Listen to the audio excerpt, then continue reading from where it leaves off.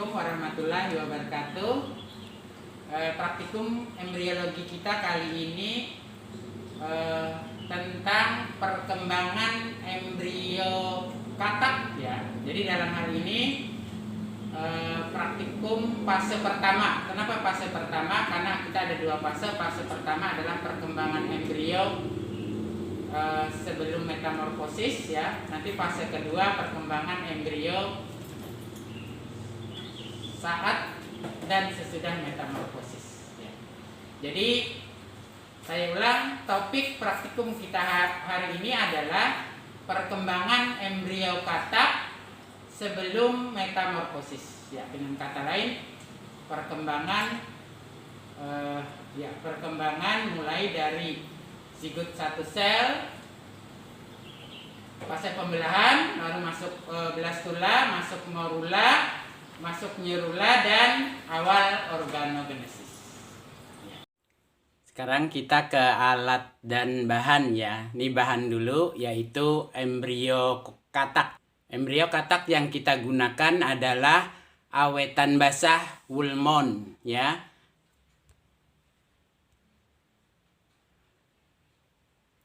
Ya, awetan basah Woolmount embrio katak premetamorfosis dengan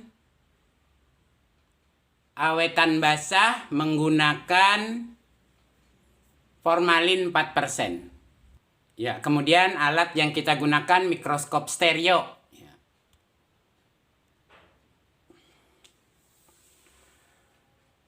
Di samping awetan basah Woolmount embrio katak, kita juga menggunakan mikroskop binokuler ya.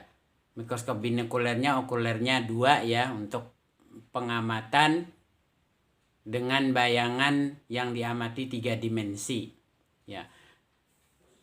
Mikroskop binokuler ini disebut juga dengan mikroskop stereo tadi ya. Nah, di samping yang 2 itu kita juga menggunakan foto-foto perkembangan embrio katak hasil penelitian Su Hong Wang dan kawan-kawan ya. Su Hong Wang dan kawan-kawan. Ini Su Hong ya atau Wang ya. Kemarin ya. Su Hong Wang, Lai Yingzhou, Lu Saliu, Dang Weiyang, Janak Rajhatiwada, Bin Wang, and Jiangfing Jiang.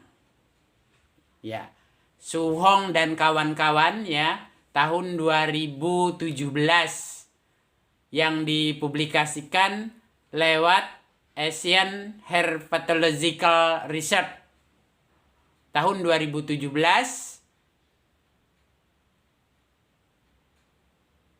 Di sini nanti yang kita gunakan adalah foto-foto hasil penelitiannya ya. Kemudian kita lanjutkan ke prosedur pengamatan. Ya, ambil ya. Ya, letakkan di gelas arloji. Nah, ini ada ya. Dapat 2 ya. Ya, silakan diamati dengan mikroskop stereo.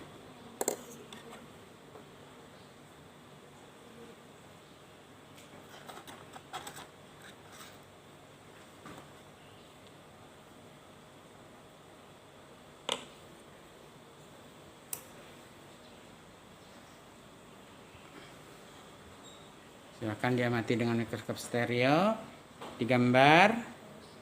Ya. Silakan digambar di buku Anda.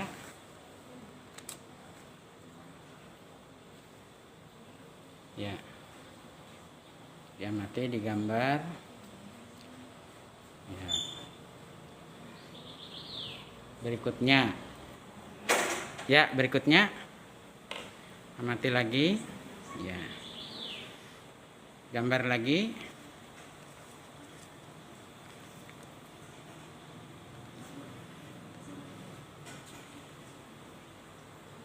Ya, kalau sudah berikutnya. Ya, silahkan berikutnya.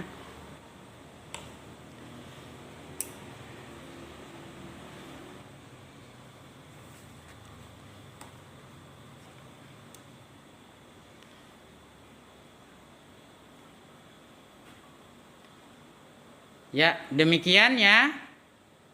Diamati terus sampai fase perkembangan awetan basah embrio diamati semua, ya.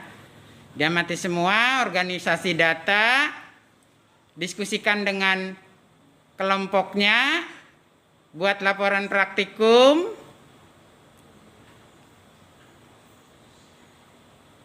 Ya, tentu saja amati nanti di video ini ya hasil perkembangan pengamatan kita. Ya. Sekarang kita sajikan tahapan perkembangan embrio katak fase premetamorfosis. Ini berdasarkan hasil penelitian Su Hong dan kawan-kawan.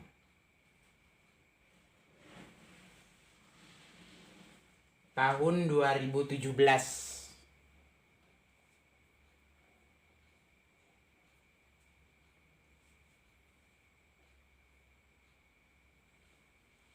Ada 18 fase perkembangan embrio katak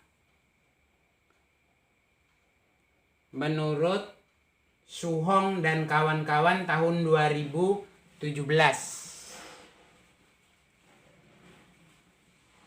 18 fase perkembangan premetamorfosis. Kita lihat. Ini fase pertama. Ya, fase pertama dari perkembangan embrio katak. Ya, dalam hal ini spesiesnya Microhyla ya. Spesiesnya Microhyla visipes. Dari genus Microhyla. Sementara spesiesnya Microhyla visipes.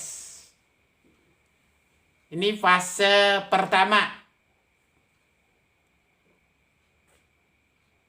Pada fase pertama ini merupakan pembelahan awal yang berlangsung selama 10 menit. Pada fase pertama ini, telur mengambang di permukaan air tanpa arah tetap setelah telur dikeluarkan oleh induk betinanya. Telur diselimuti oleh jeli ya, oleh jeli. Pada fase awal pembelahan ini, belahan animal dan belahan vegetal berwarna coklat kekuningan. Semua belahan animal berputar ke arah atas setelah mengalami fertilisasi atau pembuahan. Sekarang fase kedua. Fase kedua masih pembelahan awal, berlangsung selama 22 menit. Fase ini mulai dari telur yang telah dibuahi hingga sebelum munculnya alur pembelahan pertama. Ya, jadi ini belum muncul alur pembelahan pertama ya, tapi sudah dibuahi. Ini berkembang dari fase 1 tadi, fase 1 setelah dibuahi, lalu berkembang lebih lanjut di fase 2 ini, tapi tetap belum terbentuk alur pembelahan pertama. Nah, ini adalah fase 3. Masih merupakan fase pembelahan pertama yang berlangsung selama 13 menit. Pada fase 3 ini, awalnya ditandai dengan munculnya belahan di daerah dorsal dengan bidang pembelahan meridional, menghasilkan 2 sel dengan ukuran yang sama besar, dan alur pembelahan terbentuk dari kutub animal hingga kutub vegetal.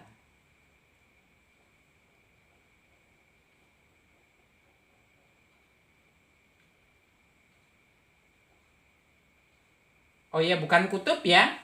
Jadi alur pembelahan terbentuk mulai dari belahan animal hingga belahan vegetal, ya, hingga belahan vegetal.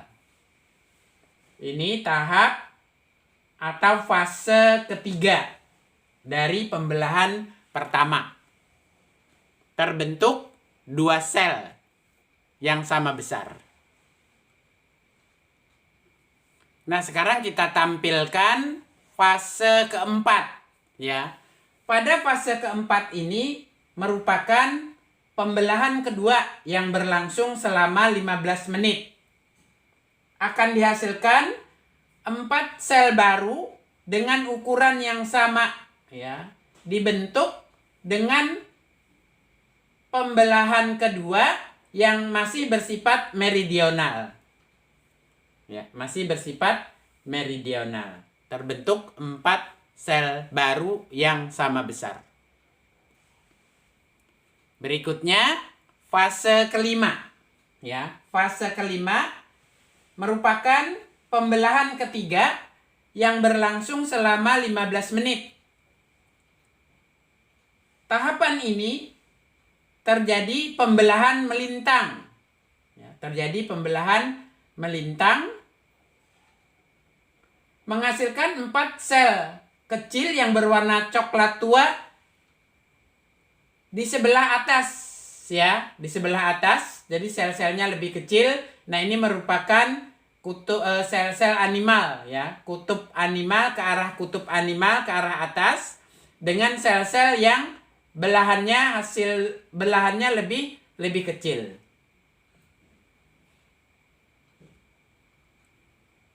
Kemudian sel-sel di bawahnya dihasilkan 4 buah sel juga, ya. Dihasilkan 4 buah sel juga, tetapi selnya lebih besar. Sel-sel di bawah yang lebih besar ini merupakan sel-sel ke arah kutub vegetal atau kutub vegetatif, ya. Ya, sehingga sel-selnya disebut juga dengan sel-sel belahan vegetatif atau vegetal. Ada 8 sel baru yang dihasilkan dengan bentuk sel yang tidak sama besar. Sel-sel yang ke arah atas, ke arah kutub animal merupakan belahan animal dengan sel-selnya yang lebih kecil, sementara sel-sel yang ke arah bawah merupakan sel-sel vegetal ke arah bawah, disebut juga dengan ke arah kutub vegetal atau ke arah kutub vegetatif. Sel-sel vegetal ini ukurannya lebih besar daripada sel-sel animal. Sekarang kita lanjutkan dengan fase ke-6. Ya, ini menunjukkan fase perkembangan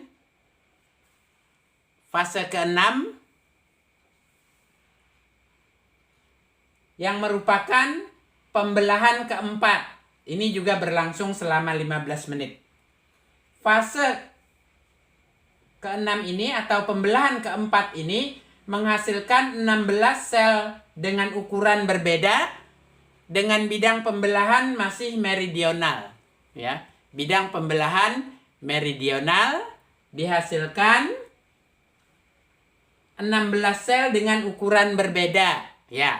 Ke arah kutub animal sel-selnya lebih kecil ke arah atas, dan ke arah bawah ke arah kutub vegetal sel-selnya lebih besar. Sel-sel yang ke arah kutub animal disebut belahan animal, sel-sel yang ke arah kutub vegetal disebut belahan vegetal atau vegetatif. Ada 16 sel yang dihasilkan pada fase ke-6 ini atau pembelahan keempat. Ya, sekarang fase ke-7. Fase ke-7 merupakan pembelahan kelima, berlangsung selama 13 menit.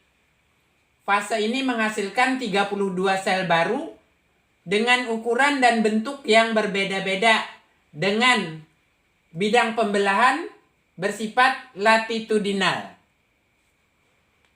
Sama ya, artinya besarnya sel yang dihasilkan berbeda.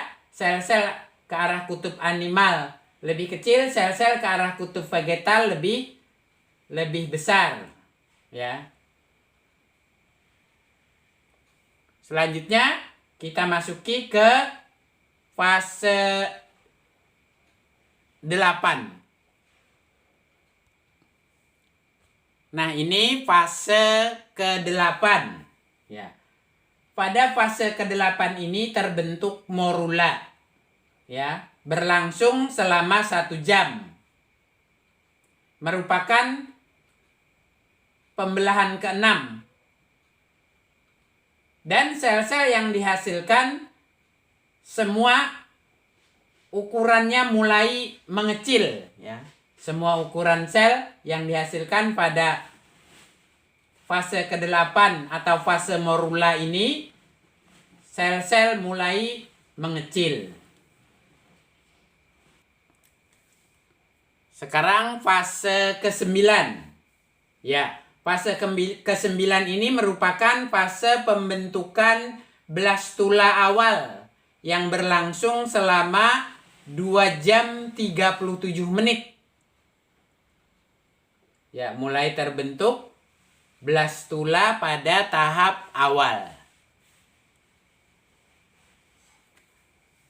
Pada tahap awal blastula ini sama dengan tahap 8 atau tahap morula sebelumnya, bahwa sel-sel yang dihasilkan ukurannya makin mengecil, tetapi tentu saja jumlah sel makin banyak. Ya. Sekarang fase ke-10. Fase ke-10, blastula makin berkembang.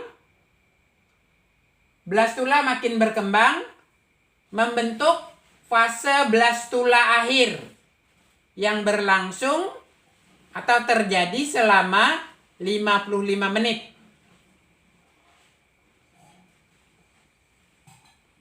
Pada fase ke-10 atau blastula akhir ini, sel-sel yang dihasilkan makin kecil dan batas antar sel menjadi buram atau menjadi makin tidak jelas.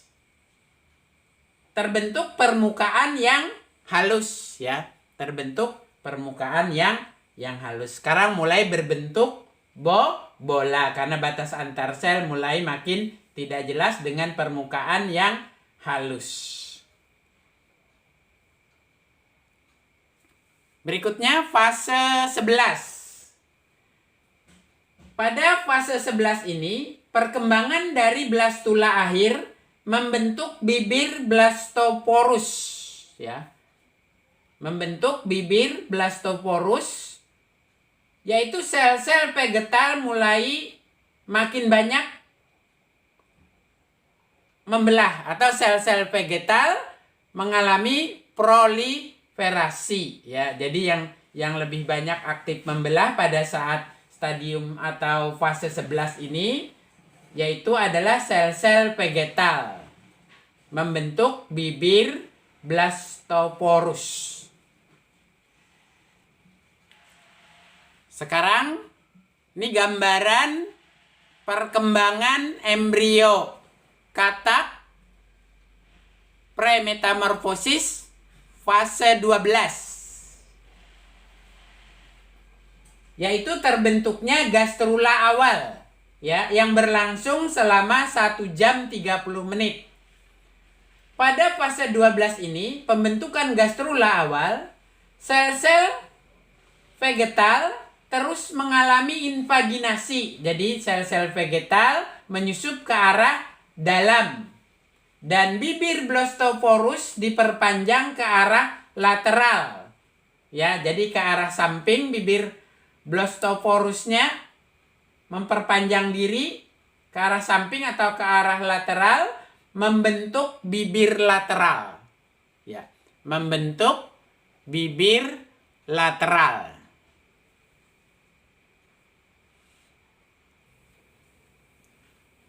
Sekarang fase ke-13. Pada fase ke-13 ini merupakan fase pembentukan gastrula pertengahan yang berlangsung selama 1 jam 20 menit. Fase ke-13 ini terjadi epiboli dari belahan animal, di mana sel-sel animal semakin maju, ya, semakin maju atau semakin keluar, ya, semakin keluar dan mulai mendatar, membentuk lubang melingkar, ya, membentuk lubang melingkar. Ya, itu yang ditunjukkan dengan panah merah A, ya. Nah, itu adalah lubang melingkar yang terbentuk pada gastrula pertengahan yang ditunjukkan dengan panah merah A. Fase 14. Pada fase 14 ini merupakan fase gastrula akhir yang berlangsung selama 1 jam 48 menit. Pada fase gastrula akhir ini, fase 14, sumbat kuning telur menjadi lebih kecil dan menghilang dengan proses epiboli. Ya. Jadi sumbat kuning telurnya mengecil sampai akhirnya menghilang dengan proses epiboli. Ya, sekarang gambaran perkembangan embrio katak fase pre-metamorfosis pada fase 15. Pada fase 15 ini terbentuk pelat saraf. Yang berlangsung selama 1 jam 20 menit. Pada fase ini, embrio sedikit memanjang menuju arah atau sesuai arah sumbu longitudinal dan sumbat kuning telur menghilang. Bagian dorsal menjadi rata dan warna embrio menjadi terang. Embrio membentuk atau berbentuk seperti tapal kuda. Lipatan saraf primer dan lipatan saraf sekunder mulai terbentuk pada fase 15 ini. Ya, jadi pada fase ini tidak benar-benar membulat lagi, ya. Agak lonjong seperti tapal kuda. Kita lanjutkan dengan fase 16. Pada fase ke-16 ini merupakan fase pembentukan lipatan saraf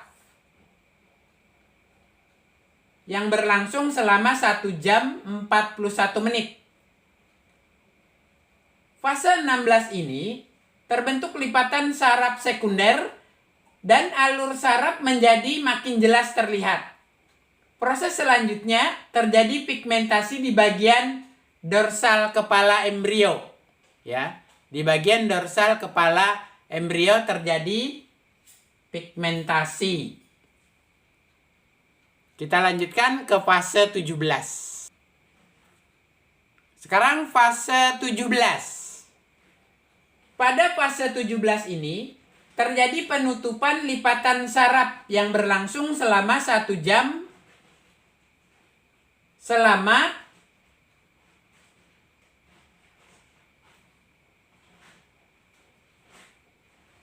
1 1 jam 3 menit. Ya. Dalam hal ini, proses penutupan lipatan saraf terjadi dengan bergabungnya lipatan saraf di seluruh badan embrio. Ya, fase ke-17. Kita lanjutkan ke fase 18. Ini merupakan fase 18, yaitu fase akhir dari perkembangan premetamorfosis embrio katak, ya. Fase akhir dari perkembangan premetamorfosis embrio katak. Pada fase ke-18 ini, ya, maaf, pada fase ke-18 ini terjadi pembentukan tabung saraf yang berlangsung 1 jam 45 menit, ya. Berlangsung selama 1 jam 45 menit. Mula-mula terbentuk kuncup kecil dan sedikit terangkat pada daerah yang akan membentuk retina. Ya, pada daerah yang akan membentuk retina. Jadi di sini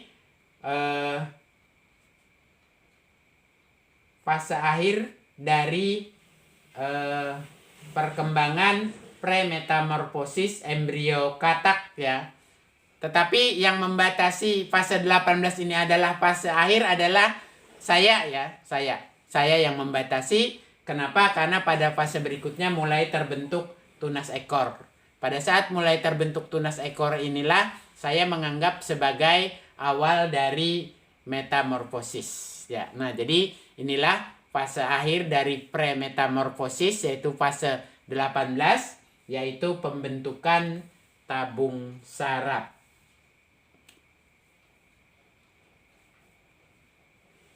Ya, nanti pengamatan kita lanjutkan ke fase berikutnya, yaitu fase metamorfosis. Nah, untuk fase premetamorfosis ini silahkan di organisasi datanya, ya, digambar, beri keterangan, atau buat tabel kemajuan atau ciri-ciri setiap fase perkembangan premetamorfosis katak, mulai dari fase 1 sampai fase 18 ini, ya. Demikian tadi praktikum kita tentang perkembangan embrio katak pada fase premetamorfosis. Ya, dari gambaran yang ditampilkan tadi, silahkan dihimpun datanya, diskusikan dengan kelompok Anda, buat laporannya. Paling lambat laporannya ditunggu minggu depan. Wassalamualaikum warahmatullahi wabarakatuh.